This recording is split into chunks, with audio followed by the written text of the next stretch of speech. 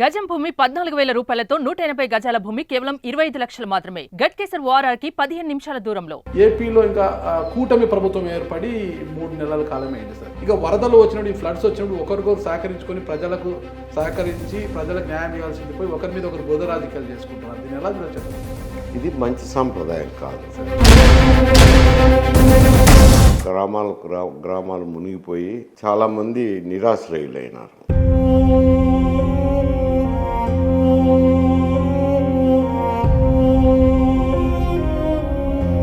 ప్రభుత్వం చేసే కార్యక్రమాలకు ప్రతిపక్షంగా వైఎస్ఆర్సీపీ తోడ్పాటును అందించాలా. ఒకవేళ వైఫల్యం చెందినప్పుడు మీరు వైఫల్యం చెందినారని విమర్శించాలా. మొదలు పెట్టక మునిపే అది కేవలము రాజకీయ విమర్శలకే పనికొస్తుంది కానీ మంచి పేరు కాదు. 2024 ఎన్నికల్లో 151 స్థానాలు 2019లో గెలిచిన వైఎస్ఆర్ కాంగ్రెస్ పార్టీ 11 స్థానాలకు పరిమితం కావడానికి బలమైన కారణాలు ఏమంటారు? ఇప్పుడు పరిపాలన వైఫల్యం. సంక్షేమ కార్యక్రమాలు అమలు చేస్తే కనుక నాకు ఓట్లు వస్తాయి, ఆ ఓట్లతో నేను గెలిచిపోతాను అని గతంలో చంద్రబాబు నాయుడు గారు కూడా ఒక మారు 1 కోటి వరాలని ఇచ్చారు. ఆ ఎన్నికల్లో ఓడిపోయారు. ఇప్పుడు ఈయన కూడా నవరత్నాలు అని చెప్పి 9 స్కీములు అమలు చేసినారు. కానీ తుదకు రిజల్ట్ చూస్తే అది చంద్రబాబు నాయుడుకు అనుకూలంగా వేసిన ఓటు కాదు, జగన్మోహన్ రెడ్డిని ఓడించాలనే కసితో వేసిన ఓటుగానే కనపడుతుంది. రాయలసీమ ప్రజలు ఎందుకు డిజైన్ చేసుకున్నారు? అసలు రాయలసీమకి ఏం చేసినారని ఆయన సరే, ఈరోజు జగన్మోహన్ రెడ్డి గారు నాకు ప్రతిపక్ష హోదా కావాలి అని అసెంబ్లీలో కోరారు, తర్వాత కోర్టుకు కూడా వెళ్ళారు. వాళ్ళకు వచ్చిన శాసనసభ్యుల సంఖ్యను బట్టి ప్రతిపక్ష హోదా ఇస్తారు. కానీ వైసీపీ నాయకులు ఏమంటున్నారు? ఓటు శాతం చూసండి 40% మాకు వచ్చింది అంటే ఆ 40% మంది వాయిస్ మేము వినిపించడానికి మాకు ప్రతిపక్ష హోదా కావాలి అంటున్నారు. పార్లమెంటరీ సాంప్రదాయాల పట్ల జ్ఞానం లేకపోవడము, అది చదువునోడు అజ్ఞానులు మాట్లాడమా.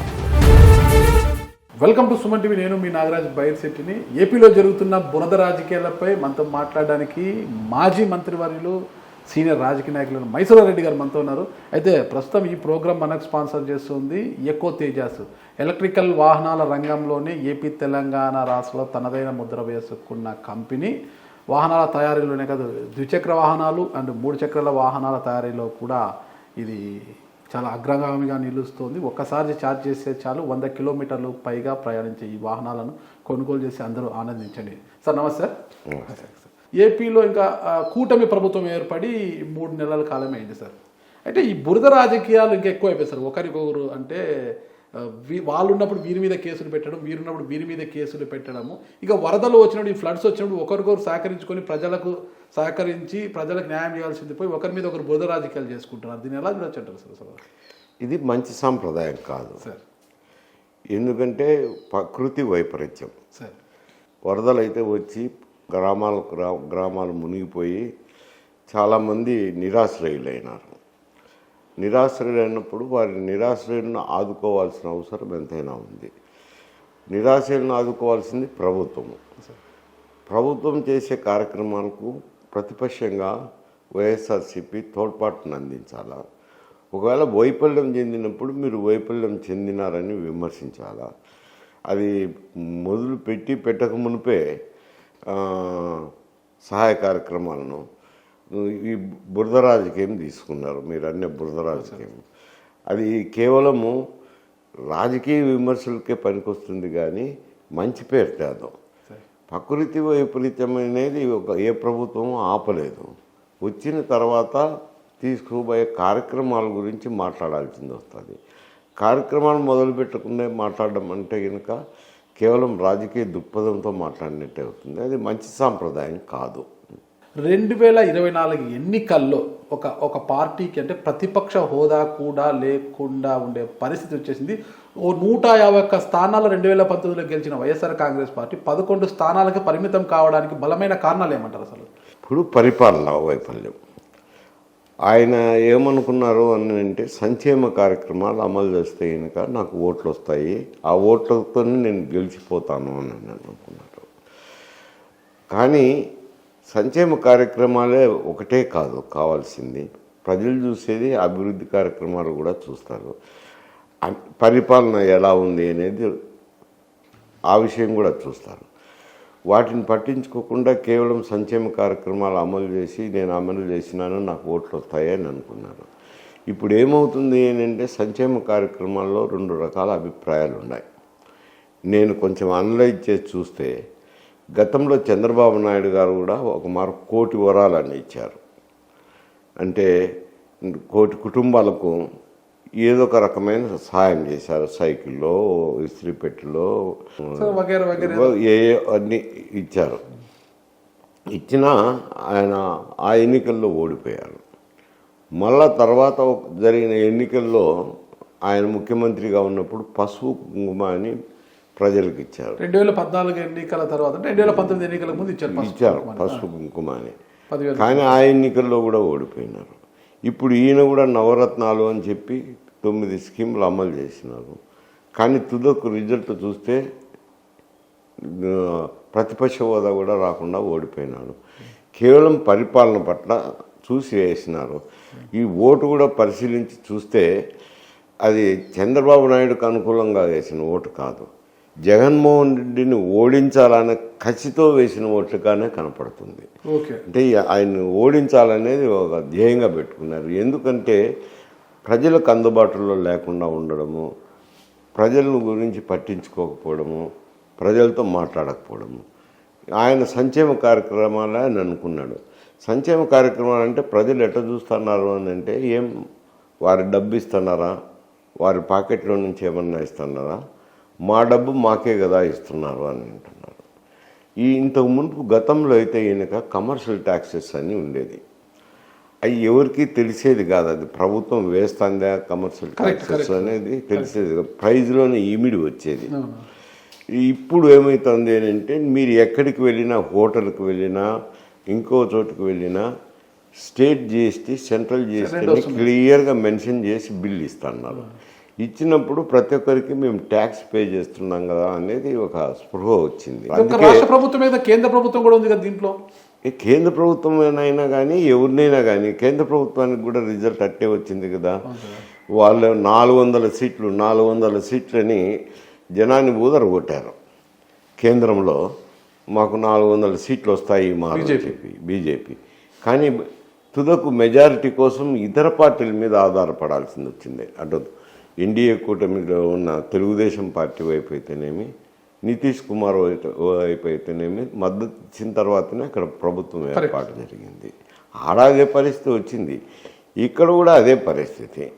కాకపోతే ఇక్కడ జనము పరిపాలన కూడా అతను ప్రజలకు అందుబాటులో లేకపోవడం ఒకటి, ఊరికి సంక్షేమ కార్యక్రమాలు అనుకోవడం ఒకటి, అభివృద్ధి కార్యక్రమాల పట్ల ఏమాత్రం లేకపోవడము. చాలామంది ఈ పనులు చేశారు ప్రభుత్వాన్ని నమ్మి. బిల్డింగ్లు అయితేనేమి, రోడ్లు అయితేనేమి చాలా పనులు చేసినారు.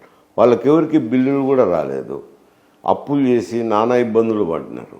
అందువల్ల ఇవన్నీ చూసి తీర్పిచ్చారు, వ్యతిరేకమైన తీర్పిచ్చారు ఆయన పాలన. ఇక్కడ కూటమి మీద ప్రేమతోనో, చంద్రబాబు గారి మీద ప్రేమతోనో ఓట్లు వేయలేదు, జగన్ గారికి వ్యతిరేకంగా వేయాలనుకొని వేశారు. చెప్తున్నాను అదే కదా, జగన్కు వ్యతిరేకంగా వేయాలని వేస్తున్నారు కాబట్టి జగన్కు వ్యతిరేకంగా వేసినప్పుడు అది కూటమికి అడ్వాంటేజ్. ఆయన చెప్పాడు కదా, ఒక మద్యపాన నిషేధము తప్పితే నేను 99% చెప్పినట్టు హామీ అమలు చేశాను, ప్రజలకు అందుబాటులో ఉన్నాను ఆయన చెప్పాడు పదే. అంత కసి ఎందుకు వచ్చింది ప్రజల్లో అంటారు? ముఖ్యమంత్రి కూడా ఎప్పుడు ప్రజలను కలిసిన దాఖలాలు లేవు. ఆయన ఏదైనా టూర్లు వెళ్ళినా టూర్లలో కర్టన్స్ కట్టి ఆయన కనపడకుండా సెక్యూరిటీ పర్పస్ కోసం అని చెప్పి జనానికి అవుపించకుండా తీసుకుపోయినారు.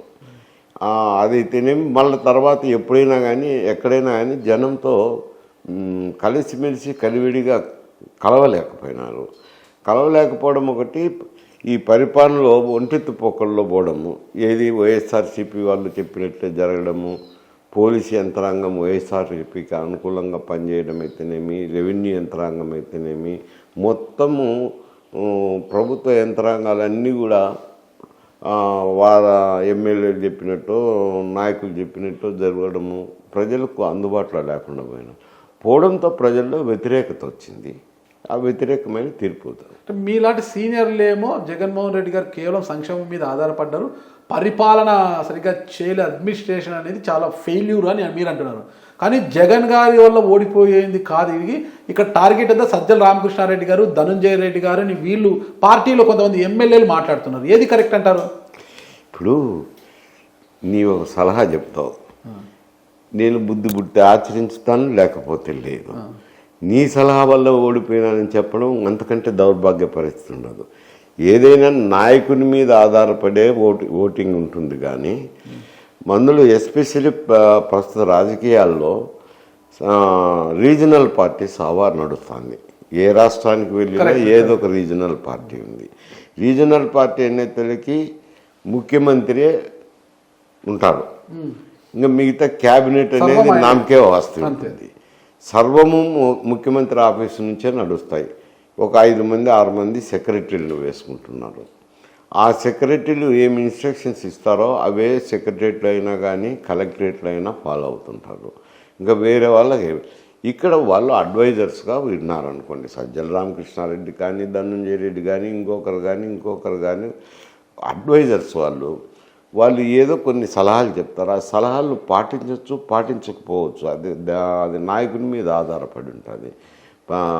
అడ్వైజర్సే నడిపినారు ప్రభుత్వం అనే దానికి లేదు, ఆ సలహాల వల్లనే ఓడిపోయినారు అనే దానికి లేదు. అది ఒక నెపము, ఒక ఆరోపణ మాత్రమే. కానీ ఎప్పుడైనా కానీ పరిపాలన అనేది ముఖ్యమంత్రిని చూసే నడుస్తుంది ఏంట. ఓకే, జగన్మోహన్ రెడ్డి గారు ఎన్నికల ముందు కూడా చాలా కాన్ఫిడెంట్గా మాట్లాడారు. క్యాండిడేట్లతో పని లేదు, నా బొమ్మను చూసి ప్రజలు ఓట్లు వేస్తారని అంత కాన్ఫిడెంట్గా చెప్పారు కదా. మరి ఆయన బొమ్మను చూసినా కూడా ప్రజలు ఓట్లు వేయలేదు. ఆయన అనుకోండొచ్చు, ప్రజల్లో ఏముంది అనేది అంచనా వేయలేకపోవడం, అది అంచనా వైఫల్యం అంటారు. వైఫల్యంతో ఆయన మేకపోతు గాంభీర్యం, నేను గెలుస్తున్నాను, నా బొమ్మ చూసి ఓట్లేస్తారు అని చెప్పి ఏదో చెప్పుకున్నారు. కానీ తుదకేమైంది? ఆయన బొమ్మను చూసినారు, ఆయన్ను చూసినారు, ఆయన పరిపాలన చూసినారు. ఓటింగ్ ప్యాటర్న్ వచ్చేసరికి అందరూ వ్యతిరేకంగా ఓట్లేసినారు. రాయలసీమలో ఒక పార్టీ అంటే వైఎస్ఆర్ కాంగ్రెస్ పార్టీకి మంచి పట్టున్న ప్రాంతం రాయలసీమ అంటారు అనమాట. రెడ్డి సమాజం ఆధిపత్యం ఉన్న ఏరియా కాబట్టి మాకు చాలా ఆధిపత్యం ఉంటుందని. కానీ ఇక్కడ ప్రజలు ఎంతగా డిసోన్ చేసుకున్నారంటే కారణము రెడ్డి సామాజిక వర్గం అనేది పూర్తిగా ఆయనకే చేసింది అనేది లేదు. ఎందుకంటే గ్రామంలో ఉంటే 2 వర్గాలుగా ఉంటారు. ఒక వర్గం తెలుగుదేశానికి చేసిండొచ్చు, ఒక వర్గం వైఎస్ఆర్సీపీకి చేసిండొచ్చు. అందువల్ల అందరూ మొత్తం అంతా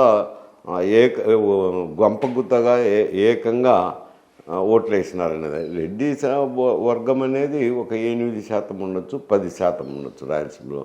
మిగతా కులాలు కూడా ఉన్నాయి కదా, వాళ్ళందరూ కూడా ఓట్లు వేయాలి కదా.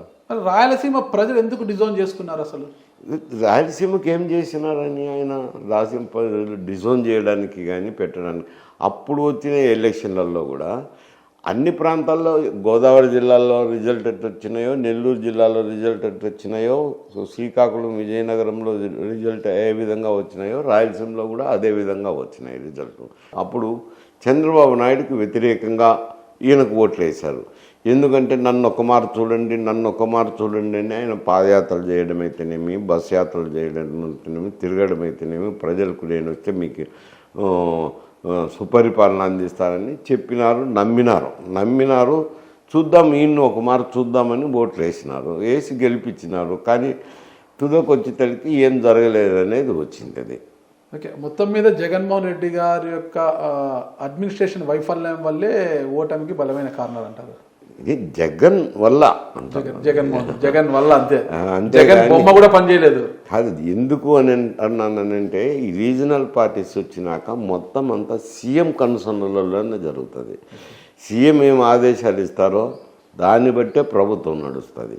కాబట్టి గెలుపైనా ఓటమైనా అన్నిటికీ కారణం సీఎంఏ అవుతుంది. అంటే ఆయన జగన్మోహన్ రెడ్డి గారు అనుకోవచ్చు. సార్, మీరు చాలా సీనియర్ నాయకుడు, కడప జిల్లా వాసిగా సార్. మీరు గతం నుంచి మనము తీసుకుంటే రాజశేఖర రెడ్డి గారు ఉన్నప్పుడు, మీరంతా ఉన్నప్పుడు ఒక్కొక్క సందర్భంలో టీడీపీ పైచేయి సాధించిన, ఎక్కువ సందర్భాల్లో కాంగ్రెస్ పార్టీ పైచేయి సాధించింది కడప జిల్లా వరకు, ఉమ్మడి కడప జిల్లా వరకు.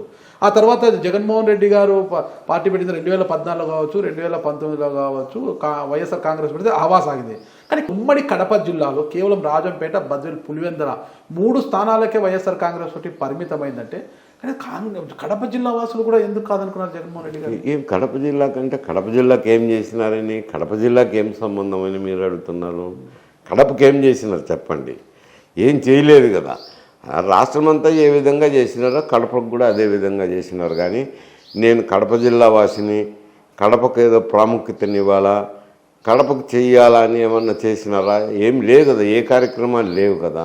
ఇప్పుడున్న పరిస్థితుల్లో జగన్మోహన్ రెడ్డి గారిని తిరిగి ఆంధ్ర రాష్ట్ర ప్రజలు హక్కున చేర్చుకునే అవకాశం ఉందంటారా? అది ఇప్పుడే ఎట్లా చెప్పగలుగుతాం? ఎందుకంటే 3 మాసాలే అయింది. 3 మాసాల్లో ఈ ప్రభుత్వం పనితీరుని గురించి ఎవ్వరు అంచనా వేయలేము.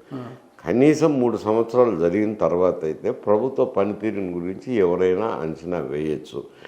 ఆయన కూడా ఏం తక్కువ లేదు. సూపర్ 6 హామీలన్నీ 6 హామీలు ఇచ్చినారు. ఇప్పుడు ఎవరైనా ప్రజలు చెప్పకపోతే వేరు సమస్య, చెప్పిన తర్వాత అమలు చేయాలనేది ఆశతో ఎదురు చూస్తారు. కానీ ఒక పక్క చూస్తే రాష్ట్ర ఆదాయాలు పెరగవు. గతంలో ఏమున్నాయో ఇప్పుడు అంతే ఉంటుంది, అవి పెరిగేదానికి లేదు. 1,20,000 1,30,000 కోట్ల ఆదాయం వస్తుంది. 1,30,000 కోట్ల ఆదాయంలోనే గతంలో అప్పులు చేసినారు, 7 లక్షల కోట్ల అప్పులు చేసినారు. 7 లక్షల కోట్లకు అప్పులకు కంతులు కట్టాల్సింది ఉంటుంది, ఇంట్రెస్ట్లు కట్టాల్సింది ఉంటుంది. అవి పోవాలి. పోయిన తర్వాత మిగిలిన డబ్బునే సంక్షేమ కార్యక్రమాలకైనా అభివృద్ధి కార్యక్రమాలకైనా ఖర్చు పెట్టాలా. కాకపోతే ఇప్పుడు వీళ్ళు ఇచ్చిన హామీలకే నెరవేర్చడానికే బొటాబొట్టిగా డబ్బులు సరిపోతాయి. అది కూడా పూర్తిగా డబ్బులు చాలా అప్పులు చేయాల్సింది ఉంటుంది. ఈ 6 హామీలు అమలు చేయాలంటే మళ్ళీ అప్పులు చేయాల్సింది వచ్చింది. అప్పులు అని అంటే రాష్ట్రం నుంచి వచ్చిన ఆదాయము వడ్డీలకు కట్టినే సరిపోతుంది. అందువల్ల ఈ ప్రభుత్వము వాళ్ళు ప్రజలు వేచి చూసేది, వచ్చినారు 3 మాసాలు అయింది కాబట్టి ఏమనరు. ఇంతలోనే వరదలు రావడము, ఆ వరదల్లో ఏదో సహాయక చర్యలు ఈ కార్యక్రమాల్లో ఉన్నారు. ఒక 2 సంవత్సరాలు అయితే ఈ కార్యక్రమాలు ఎలా అమలు చేస్తారు, ఈ అమల్లోకి వచ్చినాయా లేదా అని చూస్తారు. ప్రస్తుత డిప్యూటీ సీఎం పంచాయతీరాజ్ శాఖ మంత్రి పవన్ కళ్యాణ్ గారు, అంటే జనసేన అధ్యక్షుడు పవన్ కళ్యాణ్ చెప్పారు, మెడలు వంచి నేను పని చేయిస్తాను అని చెప్పారు కదా. మరి ఆయన ఉన్నారు కదా, కూటమిలో ఆయన ఉన్నారు కదా, ఖచ్చితంగా చేయిస్తారేమో. అవును, ఆయన ఎవరు మెడల్ వంచుతానన్నారు? మీరు ఆ స్టేట్మెంట్ అది జనరల్గా ఉంది. మెడల్ వంచి పని చేయిస్తాను అని అంటే వాళ్ళ యొక్క శాఖలో ఆయనకు సంబంధించిన సిబ్బందితో పని చేయిస్తానని. కానీ మిగతా వాళ్ళ మెడల్ ఎట్లా వంచుతారు? రాజకీయ నాయకులది మంత్రులు ఉంటారు క్యాబినెట్లో, ఆయనతో పాటు అందరూ సమానస్తులే కదా. క్యాబినెట్ అయినాక ఈక్వల్ ర్యాంకే అవుతుంది.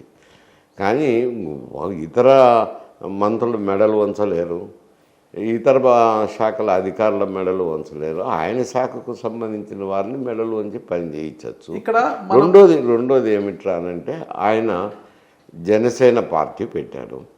సరే, తర్వాత కాపులు కూడా బాగానే సైజబుల్ సెక్షన్ ఉన్నారు. ఇది గోదావరి జిల్లాల్లో కానీ, కృష్ణా గుంటూరు జిల్లాలో కానీ, ఉత్తరాంధ్రలో కానీ ఉన్నారు. కాబట్టి ఆయన కలవడం అయితేనేమి, కూటమి ఏర్పాటు చేయడానికి కూడా ప్రథమ కారకుడైనాడు.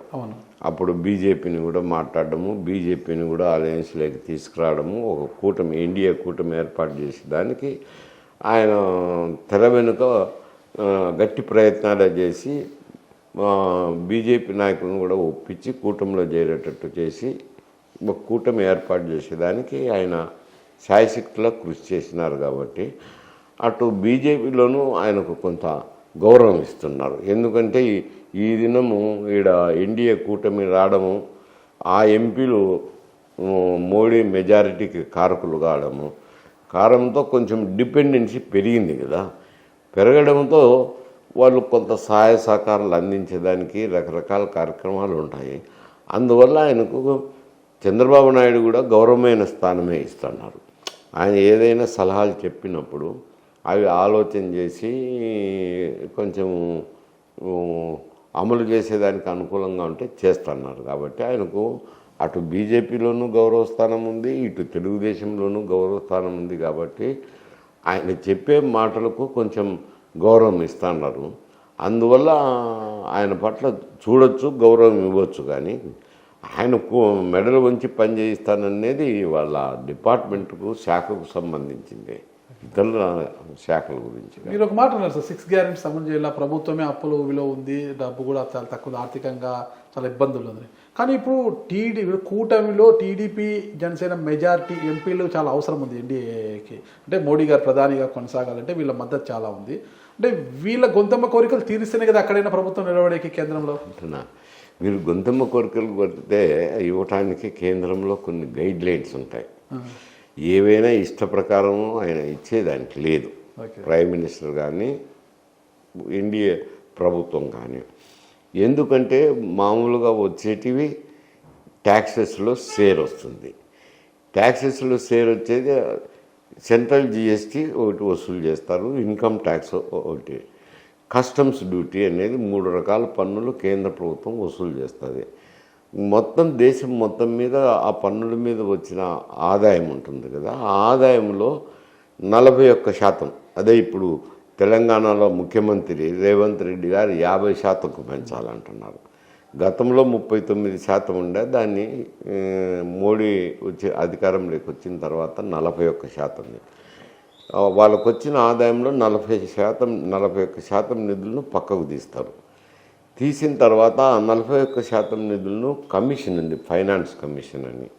ఆ ఫైనాన్స్ కమిషను రాష్ట్రాలకు నిధులు కేటాయిస్తుంటారు. ఏ రాష్ట్రానికి ఎంత అది నిర్ణయించేదానికి కూడా కొన్ని మార్గదర్శకాలు ఉన్నాయి. వీళ్ళది ఇంకా పరిపాలన 3 నెలలైంది, ఇంకా ముందుకు పోతే తెలుస్తుంది అంటున్నారు కదా.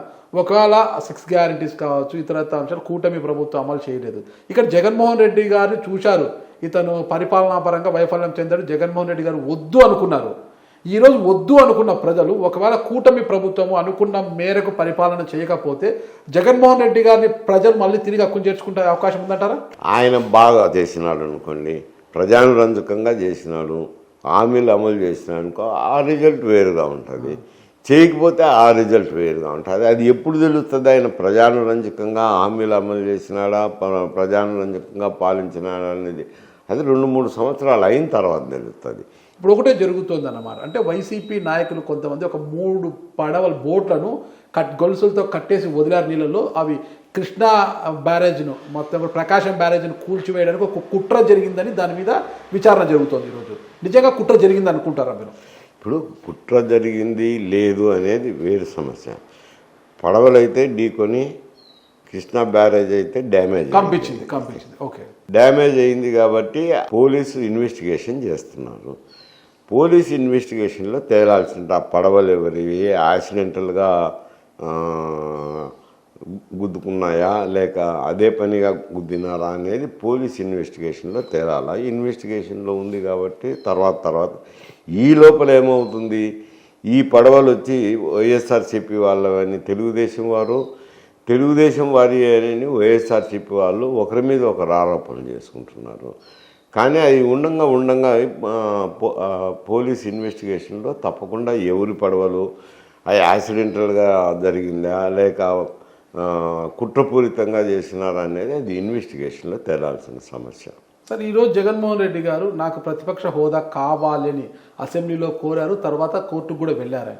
అంటే ప్రతిపక్ష హోదా అడగడానికి శాసనసభలో మనకున్న రాష్ట్రంలో ఉన్న సంఖ్యాపరంగా శాసనసభ్యుల సంఖ్యాపరంగా మనం ప్రతిపక్ష హోదా నిర్ణయిస్తామా, లేదంటే వీళ్ళకు రాష్ట్రంలో వచ్చిన ఓటు శాతం ప్రకారం మనం ప్రతిపక్ష హోదా నిర్ణయిస్తామా? ఓటు శాతం ప్రకారము దేశంలో ఎక్కడా ప్రతిపక్ష హోదా నిర్ణయించే సాంప్రదాయం లేదు. ఏ రాష్ట్రంలో అయినా కేంద్రంలో పార్లమెంట్లో అయినా కానీ వాళ్ళకు వచ్చిన శాసనసభ్యుల సంఖ్యను బట్టి ప్రతిపక్ష హోదా ఇస్తారు. ప్రతిపక్ష హోదా కావాలంటే 1/10 ఆఫ్ ది హౌస్ సంఖ్య ఉండాలా.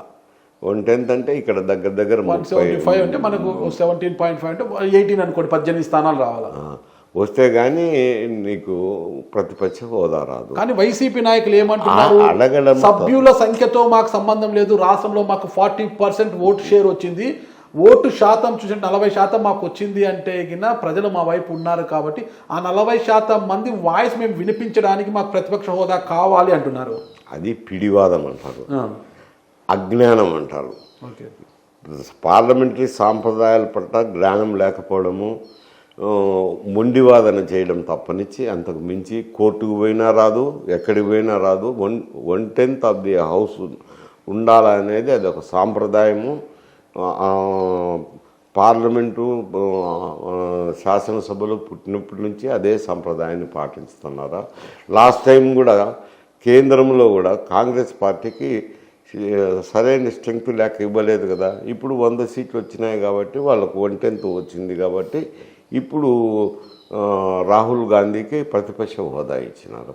అది ఎవరు ఒకరు ఇచ్చేది కాదు, స్పీకర్ గారు నిర్ణయం తీసుకుంటారు. 10% సీట్లు ఉంటేనే స్పీకర్ నిర్ణయం తీసుకుంటారు, లేకపోతే తీసుకునేదానికి లేదు. ఊరికి వాదన చేసేదానికి, పిడివాదన చేసేదానికి, ఏదో వాళ్ళ పత్రికలు పెట్టి రాసుకునేదానికి పనికి వచ్చేది, కానీ అది ఎక్కడ చెల్లదు. స్ట్రైట్ చెప్తాను సార్, వాళ్ళు వీళ్ళు కాదు. అంటే దాదాపు 30 సంవత్సరాలు వైఎస్ కుటుంబంతో డి అంటే పోరాటం చేసి 2024 ఎన్నికలకు ముందు వైఎస్ఆర్ కాంగ్రెస్ పార్టీ కండువా కప్పుకుని ఆ పార్టీ ప్రధాన కార్యదర్శిగా ఉన్న వేంపల్లి సతీష్ రెడ్డి గారే సింగారెడ్డి వెంకట సతీష్ కుమార్ రెడ్డి గారు ఈ డిమాండ్ చేస్తున్నారు ఈరోజు. ఆయన కౌన్సిల్లో డిప్యూటీ చైర్మన్గా పనిచేసినాడు, కానీ ఈ పార్టీలో ఉన్నాడు కాబట్టి పిడివాదం చేస్తున్నాడు. ఆయనకి తెలియదు 1/10 ఆఫ్ ది హౌస్ రావాలని. ఊరికే నాకు ఓట్లు వచ్చినాయి కావాలంటే ఇచ్చేవాడు ఎవడు ఉండడు అంట. పార్లమెంటరీ సాంప్రదాయం అనేది ఈ రోజు కాదు, ఎప్పుడో ఏర్పాటు చేసినారు. ఆ సాంప్రదాయాల ప్రకారం జరుగుతుంటుంది. ఓకే సార్, అంటే మొత్తం మీద జగన్మోహన్ రెడ్డి గారు కోర్టుకు వెళ్ళడము సబబు అంటారు ప్రతిపక్ష హోదా కోసం. కోర్టు ఆయన అజ్ఞానాన్ని ప్రదర్శించుతాను, ఇంకంతే చెప్తాను కదా. ఆయన అజ్ఞానానికి అది పరాకాష్ట అంటాను. ఇప్పుడుండే నాయకులు, మాట్లాడే నాయకులు కౌలు సర్దారంటే వాడేవాడని అడుగుతారు. పరిజ్ఞానం ఉన్నోడు ఎవ్వడు పార్లమెంటరీ సాంప్రదాయాల్లో కానీ, పార్లమెంటరీ పుస్తకాలు చదివినోడు కానీ, రూల్స్ ప్రొసీజర్స్ చదివినోళ్ళు కానీ ఎవ్వరు కూడా మాట్లాడరు. అది చదవనోడు, అజ్ఞానులు మాట్లాడే మాటలు.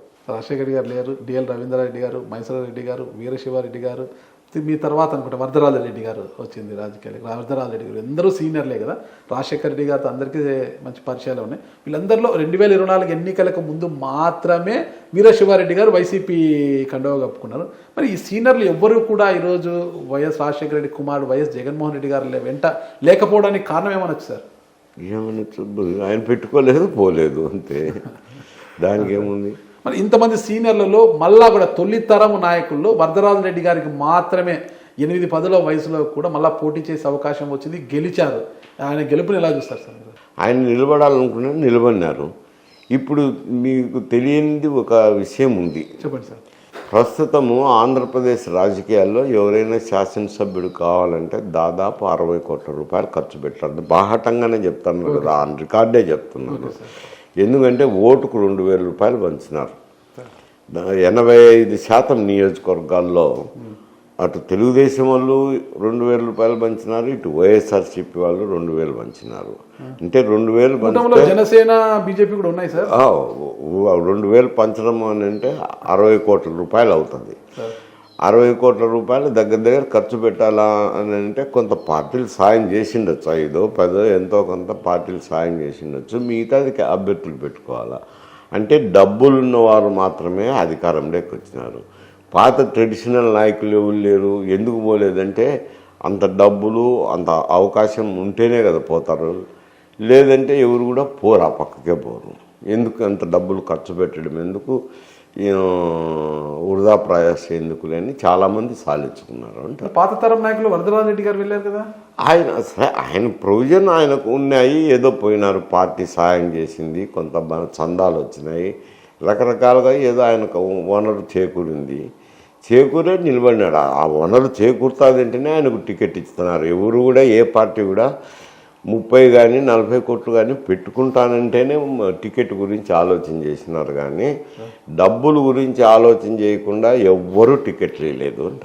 ఓటుకు నోటు ఇచ్చి ఓట్లు వేయించుకునే పరిస్థితి ఈరోజు వచ్చిందంటే దీనికి శ్రీకారం చుట్టింది ఎవరంటారు సార్? అసలు ఓటు నోటు కేసు అనేది దీనికి కారణం ఎవరంటే ఇద్దరు, చంద్రబాబు నాయుడు, జగన్మోహన్ రెడ్డి, ఇద్దరు కారణమే అని చెప్తాను అంట. మరి ఈ సంస్కృతికి మనం చరమగీతం పాడాలి అంటే ఏం చేయాలి సార్? అది జనమే పాడాలా? ఎవరన్నా చెప్తే ఎట్టు వస్తుంది? నాయకులు డబ్బులు పంచకుండా ఓట్లు వేయించుకోలేరా? ఎట్ట కాదు, వాళ్ళు తీసుకుంటున్నారు, జనం మేము డబ్బు తీసుకోము అని అంటే అప్పుడు ఆ సంస్కృతి. నాయకులు మేము ఇవ్వము, మీరు ఓట్లు వేస్తే వేయండి లేకపోతే లేదని కఠినంగా ఎవరంటారు? ఎవరు నిలబడినాక గెలిచాలనే పోతారు, గెలిచాలని పోయినాక డబ్బులుండేలే పోతున్నారు. మేము రాజకీయాలే చేస్తాము, డబ్బులు ఇవ్వము అని ఎవరు పోవడం లేదు కదా. అది ఉండాది, నేను డబ్బు పెట్టగలుగుతాను, నాకు ఇంత ఆర్థిక స్తోమత ఉంటేనే ఉంటుందంటేనే ఎన్నికలకు పోతున్నారు. మనకు 2024 ఎన్నికలకు ముందు కావచ్చు, ఎన్నికల సందర్భంలో మొత్తం కూడా కడప జిల్లాలో సగానికి సగము వైఎస్ వివేకానంద రెడ్డి మర్డర్ చుట్టే తిరిగింది సార్, హత్య చుట్టే తిరిగింది. ఎలా చూడొచ్చు సార్ దాన్ని? అసలు ఎలక్షన్ కారణాలు వేరు, ఎలక్షన్ కథ. ఇక్కడ ఏ విధంగా రిజల్ట్ వచ్చినాయో కడపలో కూడా అదే విధంగా రిజల్ట్ వచ్చింది. అంతేగాని వివేకానంద రెడ్డి చుట్టూ ఏం తిరగలేదు అంట. పులివెందల్లో 2019లో జగన్మోహన్ రెడ్డి 91,000 మెజార్టీ వస్తే 2024కి 60,000 పడిపోయింది, 30,000 మెజార్టీ పడిపోయింది. ఈ గ్రాఫ్ ఇలా పడింది కదా సార్, కారణం ఏమంటారు? సొంత నియోజకవర్గం ఇక్కడ షర్మిలా గారు ఎంపీగా పోటీ చేసినారు, తర్వాత బీటెక్ రవి ఎమ్మెల్యేగా పోటీ చేసినారు. ఆయన కూడా బాగా తిరిగినారు. షర్మిల కూడా పులివెందుల్లోనే తిరిగింది. సరే అక్కడ క్రాస్ ఓటింగ్ జరగదు కదా, ఆమెకు ఓట్లు వేయాలని వేసినప్పుడు ఇక్కడ బీటెక్ రవికి కూడా వేసినారు, అందువల్ల మెజారిటీ తగ్గిపోయింది. అసలు కడప జిల్లాలో టీడీపీ వైసీపీ బలం ఉండొచ్చు, కమలం గుర్తు గెలవడం అనేది అంటే ఆదినారాయణ రెడ్డి గారు మంచి నాయకుడే సార్, ఆ ప్రాంతానికి నాయకుడే, కానీ కమలం గుర్తు మీద ప్రజలు ఓట్లు వేశారంటే అప్పుడు దేనికి సంకేతం సార్ ఇది? ఇప్పుడు అంటే ఆయన అలయన్స్లో నిలబడినాడు. ఇప్పుడు గుర్తు బీజేపీ కమలం గుర్తుంది. అలయన్స్ బీజేపీ, తెలుగుదేశము, జనసేన కలిసి పోటీ చేసినాయి. పోటీ చేసినప్పుడు ఆయనకు ఒక బీజేపీ పార్టీ టికెట్ ఇచ్చింది కాబట్టి కమలం గుర్తుంది. కాకపోతే అక్కడ మైనారిటీ సోదరులు ఉన్నారు, ముద్దనూళ్ళు అయితేనేమి, ఎర్రగుంటలు అయితేనేమి, జమ్మలమడుగులు అయితేనేమి. దానికి తోడు క్రిస్టియన్స్ కూడా మంచిగా సైజబుల్ పాపులేషన్ ఉండినా ఓట్లు వేసినారు. అంటే అది జనరల్గా పోయినారు, ఆ గుర్తును చూడలేదు, జనరల్గా పోయినారు. అది వివేకానంద రెడ్డి ఎవరు చంపారు, ఎందుకోసం చంపారని మనకు అవసరం సార్, అది కోర్టు చూసుకుంటుంది, చట్టం పరిధిలో ఉంది. కానీ ఆయన హత్యను ఎలా చూడొచ్చు అంటే పాపం వివేకానంద అది మర్డర్ చేయడం అనేది తప్పే. ఎందుకంటే ఆయన ఎప్పుడు ఎవరితోనూ కొట్లాడేవాడు కాదు, ఇన్వాల్వ్ అయ్యేవాడు కాదు. అది ఎవరు చేసినారు, ఏం చేసినారు, ఎందుకు జరిగింది అనేది అది పోలీస్ ఇన్వెస్టిగేషన్లో తేలాల్సిందే. అది సిబిఐ వాళ్ళు ఇన్వెస్టిగేషన్ చేస్తారా, తుదకేదో తేలుస్తారండి. కానీ ఆయన చేయాల్సినంతటి వ్యక్తి కాదు అంటాను. ఓకే సార్, ఫైనల్గా ఒకటే సార్, ఈ రోజుకి ఉమ్మడి రాష్ట్రంలో హోంమంత్రి అంటే ప్రతి ఒక్కరికి టక్కని గుర్తుకొచ్చేది ఎంవి మైసూరారెడ్డి గారు. ఆయన తర్వాత కొంచెం మాట్లాడే కొంతమంది పేర్లు అలా గుర్తుకొస్తాయి సార్. 2004లో కొంత అనుకున్న, 2004 తర్వాత తీసుకుంటే హోంమంత్రులు అంటే హోముకే పరిమితం అయ్యేలా అయిపోయింది పరిస్థితి. అసలు ఆ పదవి అలంకార ప్రాయమైపోయింది, ఎలాంటి పవర్స్ ఉండట్లేదు అనేది అయితే బయట విమర్శలు బాగున్నాయి సార్. ఎందుకు ఈ పరిస్థితి వచ్చిందంటే సార్, అంటే హోంమంత్రి నేనున్నప్పుడు కూడా నేను హోంమంత్రే సార్, కాకపోతే జిఏడి అనేది ముఖ్యమంత్రి గారి దగ్గర ఉంటుంది. జిఏడి వచ్చి ఐపీఎస్ ట్రాన్స్ఫర్లు, ఐఏఎస్ ట్రాన్స్ఫర్లు అన్నీ కూడా జిఏడి చూసుకుంటారు. జిఏడి ముఖ్యమంత్రి దగ్గర ఉంటుంది కాబట్టి ఆయన ఐఏఎస్లను, ఐపీఎస్లను అందరినీ ట్రాన్స్ఫర్ చేస్తారు. కాబట్టి హోంమంత్రి దగ్గర ట్రాన్స్ఫర్ చేసేటి ఏవేవి ఉండవు. ఏది డిఎస్పీలు అయితే ఏదో డీజీ, హోంమంత్రి కూర్చొని ఏదో ఒక కమిటీ మాదిరి చేస్తుంటారు. మిగతా ఇన్స్పెక్టర్లను వచ్చి డిఐజీ చేసేస్తారు, డిఐజీ రేంజ్లోనే. ఎస్ఐలను వచ్చి ఎస్పీ చేసుకుంటారు. కాబట్టి హోంమంత్రి దగ్గర ట్రాన్స్ఫర్ అనేది ఏవి లేవు కాబట్టి ఆయన హోంమంత్రిగానే ఉంటాడు. అందువల్ల కొద్ది కంట్రోల్ అనేది, అడ్మినిస్ట్రేటివ్ కంట్రోల్ అనేది ఉండదు. కాకపోతే వారికి ముఖ్యమంత్రి గారికి ఉన్న సాన్నిహిత్యం వల్ల కొంతవరకు నడపచ్చు. అప్పుడు నేను హోంమంత్రిగా ఉన్నప్పుడు పెక్యులర్ ఇష్యూస్ ఉన్నాయి. ఎందుకంటే ఎక్స్ట్రీమిస్ట్ ఇష్యూ ఒకటి, ఎక్స్ట్రీమిస్ట్ ఇష్యూల వల్ల లా అండ్ ఆర్డర్ కంట్రోల్ లేకుండా పోయింది. గ్రామాల్లోకి జాయింట్ కలెక్టర్ కూడా వెళ్ళాలంటే ఇబ్బందికర పరిస్థితులు ఉన్నాయి కొన్ని ప్రాంతాలకు. అటువంటి పరిస్థితి ఉన్నప్పుడు కొంచెము ముఖ్యమంత్రులుగా జనార్దన్ రెడ్డి, భాస్కర్ రెడ్డి గారు ఉన్నారు. వాళ్ళు కొంచెం ఫ్రీడమ్ ఇచ్చినారు నాకు. ఫ్రీడమ్ అంటే ఒక రకంగా జిఏడి వాళ్ళ దగ్గర ఉండిన డీజీకి, IG intelligence, IG law and order ఉంటుంటారో కొంత మీరు కూర్చొని డిస్కస్ చేసుకొని నిర్ణయాలు తీసుకోపోండి అని ఏదో సమిష్టి నిర్ణయాలు తీసుకోమని ఒక సందేశం ఇచ్చినారు. అందువల్ల అందరం కూర్చొని ఒక నిర్ణయం తీసుకొని అమలు చేస్తున్నాం కాబట్టి పేరు వచ్చింది.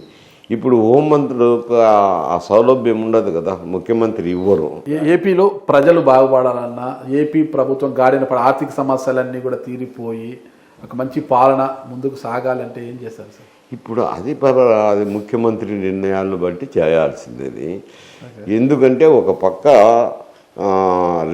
రెవెన్యూ ఏమో అది ఎప్పుడు వచ్చే విధంగానే వస్తుంది. అంటే దాదాపు 1,30,000 కోట్లు 1,40,000 కోట్లు రెగ్యులర్గా వస్తుంది. ఆ 1,40,000 కోట్లలోనే ఈ 7 లక్షలు చేశారు. ఏది జగన్మోహన్ రెడ్డి గారు అప్పులు 7 లక్షలు చేశారు. దాంట్లో కంతులు కట్టాల్సిందే, ఇంట్రెస్ట్లు కట్టాల్సిందే, అవి కట్టాలా, తర్వాత సూపర్ 6 కార్యక్రమాలు చేయాలా, అభివృద్ధి కార్యక్రమాలు చేయాలా. ఆయనకి ప్రియారిటీస్ ఏం చేంజ్ చేసుకుంటాడో ఒక బడ్జెట్ అన్న రావాలి కదా. మేము చెప్పాలంటే కనీసం ఆయన ఒక బడ్జెట్ అన్న ప్రవేశపెడితే దాన్ని బట్టి మేము చెప్పచ్చు. సార్ ఫైనల్గా సార్ హైదరాబాద్లో ప్రవేశపెట్టిన హైడ్రా మీద మీ కామెంట్ ఏంటి సార్? హైడ్రా అనేది తప్పు అని ఎవరు అనలేం కదా. ఎందుకు అని అంటే ఇక్కడ చాలా గొలుసుకట్టు చెరువులు ఎక్కువ. ఈ చెరువు నుంచి ఆ చెరువుకి ఒకదానికొకటి ఇంటర్ కనెక్టెడ్ చెరువులు ఉన్నాయి. ఇవి నాలాలు ఆక్యుపై చేసిన దానివల్ల నీళ్లు సరిగా ఫ్లో కాకపోయి అవి అడ్డాలు పడి దానివల్ల ఏమవుతుందంటే ముంపు ఏర్పడుతుంది. చాలా కాలనీలోకి నీళ్లు రావడము, వరదలు రావడము ఇవన్నీ జరుగుతున్నాయి. అవి తొలగించి నాలాలను మళ్ళీ క్లియర్ చేయాలనే ఉద్దేశంతో సదుద్దేశంతో పెట్టినారు. ఆక్రమణలన్నీ ఏ అయితే FTL జోన్లోనూ ఉండేటివన్నీ కూలగొడుతున్నారు. కూలగొట్టడం మంచిదే అంటారు ఎవరైనా, చెడ్డది ఎవరైనా. ఇదే పరిస్థితి ఏపీలో కూడా అమలు చేయాలని చూసిన హైడ్రాను అమలు చేయాలనే ఆలోచన ఉందంట. ఎలా ఉంటుందంట సార్? ఇప్పుడు హైడ్రా అనేది ఇక్కడ పరిస్థితులు వేరు. ఇక్కడ ఎందుకంటే నిజాం పరిపాలన ఉన్నది, బ్రిటిష్ పరిపాలన లేదు. నిజాం పరిపాలన ఉన్నప్పుడు రెవెన్యూ రికార్డు సక్రమంగా లేవు.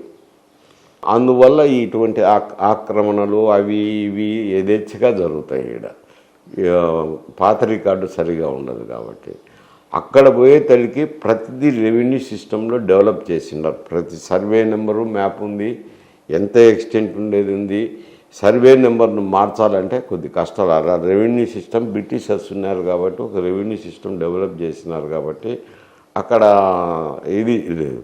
రెండోది మీరు చెప్పే హైడ్రా అవి పెద్ద పట్టణాలు ఉన్న చోట జరగాల. పెద్ద పట్టణాలు ఏమి లేవు కదా, వైజాగ్ ఒకటి, విజయవాడ ఒకటి ఉన్నది. ఏదో తిరుపతి అంటే ఇంకా అంత పెద్ద పట్టణం అనే దానికి లేదు.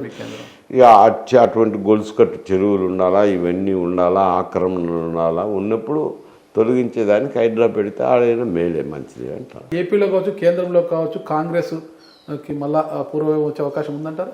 ఇక్కడ కాంగ్రెస్ పార్టీ ఆంధ్రలో పరిస్థితి వేరు, దేశంలో ఉండే పరిస్థితి వేరు. ఇప్పుడైతే 100 సీట్లు ఉన్నాయి, ప్రతిపక్ష హోదా ఉంది. అది బీజేపీకి కూడా ఎన్డీఏ కూటమికి కూడా సీట్లు తగ్గినాయి కాబట్టి కొంచెం జోరు తగ్గింది. ఇంకా 4 సంవత్సరాలు ఉంది కాబట్టి కొద్ది కాలం తర్వాత కరెక్ట్గా చెప్పగలము అంటారు. Thank you sir. ఫైనల్గా కిరణ్ కుమార్ రెడ్డి గారి త్వరలో బీజేపీ ఏపీ రాష్ట్ర అధ్యక్షుడిగా బాధ్యతలు చేపట్టబోతున్నారట. సీనియర్లందరినీ కూడా ఆహ్వానం పలుకుతున్నారట తనకు సహకరించామని. మైసూర్ రెడ్డి గారికి కూడా కాల్ వస్తే ఏం పరిస్థితి? లేదు నేను ఎక్కడ సార్. థ్యాంక్ యూ సార్, మంచి విషయాలు చెప్పారు. ఏపీలో జరగబోయే రాజకీయ సమీకరణల గురించి మరొకసారి మిమ్మల్ని కలుస్తాను సార్. థ్యాంక్ యూ సార్, నమస్తే.